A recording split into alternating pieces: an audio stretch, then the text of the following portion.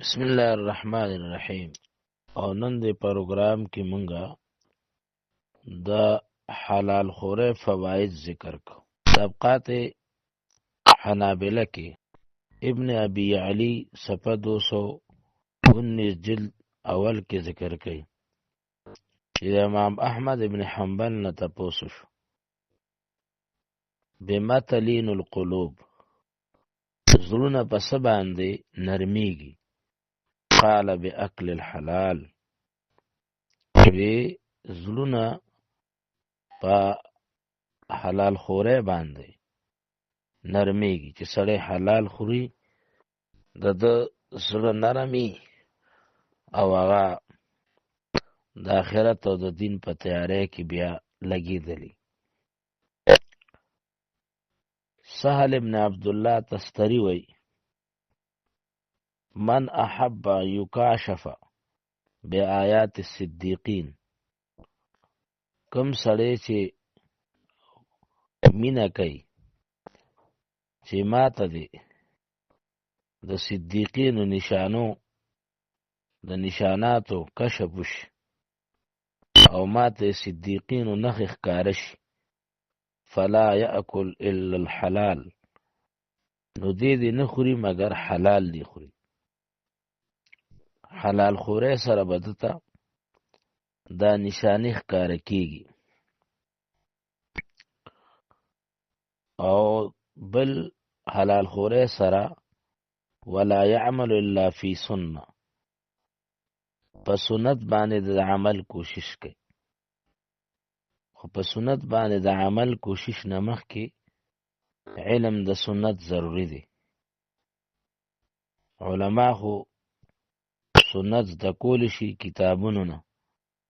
عوام ورونو د پاره د یو رسالې مشوره ورکوم چې علیکم بسنتي رساله په اردو ژبه کې هغه ملاویږي او هغې کې 24 ګنټې مسنون اعمال ذکر دي. نو د صدیقینو نښې چې هغه څوک لیدل غواړي په ځان کې، نو حلال دی خوري، عمل بسنت دی کوي. دارنګې عبدالله ابن مبارک رحمه الله فرمایي چې دا تابعی دی او لوی محدث دی. وی رد درهم من شبهة احب الی من ان اتصدق ب100,000 درهم. رد درهم واپس کول د یو روپے من شبهة چې پای کې د حرام شکی، احب الی دا ما تخوختی من ان اتصدق ب100,000 درهم چې زه 100,000 روپے د الله لار کې خرڅ کړم. یعنی پردې 1 روپے چې پای کې شکی چې یاره د حلاله ده که حرامه ده، هغه د حلال او د حرامو د شک والے روپے واپس کول هغه بهتر دی د دینه چې 100,000 روپے سړی صدقه کی. دارنګې امام تابعی محمد ابن سیرین رحمه الله دا هغه باره کې راځي چې هغه به کله یو سړی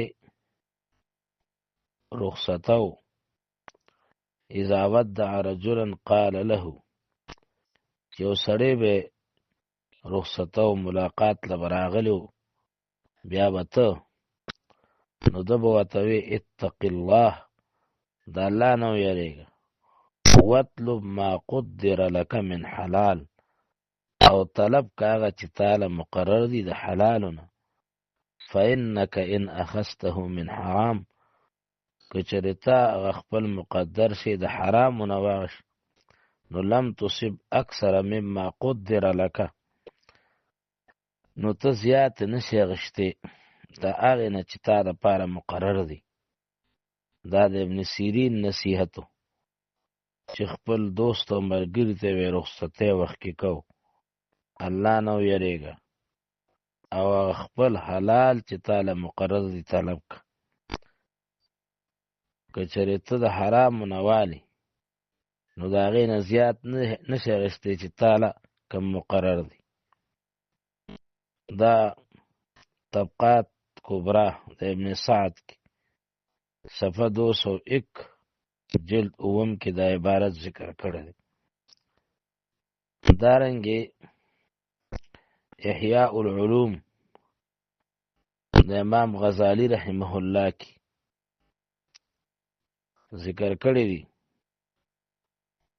چې کله به تیره زمانه کې سړی سار کار لتله نو زنانو به ورته وی چې مزدوری کوي لړې، خو اتقوا الله فینا ولا تطعمون الکسب الحرام، الله نو یریږي مونږ باندې حرام نه خورئ، فإنا نصبر على الجوع والضر، مونږ به صبر کوو په لوږه باندې او په تکلیف باندې، ولا نصبر على النار، خو مونږ په اور صبر نشو کولی. نو مونږ له حرام مه راوړئ، مونږ له حلال راوړئ، کنې مونږ به لوږه تیرو، تکلیف به برداشت کوو.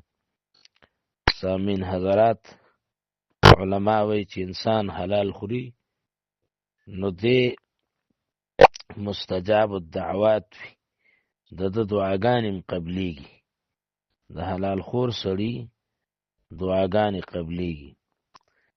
راځئ چې عزم وکړو چې حلال بخورو، الله نه وغواړو چې یا الله مونږ له حلال راکړي، مونږ د حرامو د خوراک نه وساتي. عملی کوشش شروع کو دعاګانې. الله دې زمونږ د ارزو ترسره کړي. آمین ثم آمین برحمتک یا ارحم الراحمین.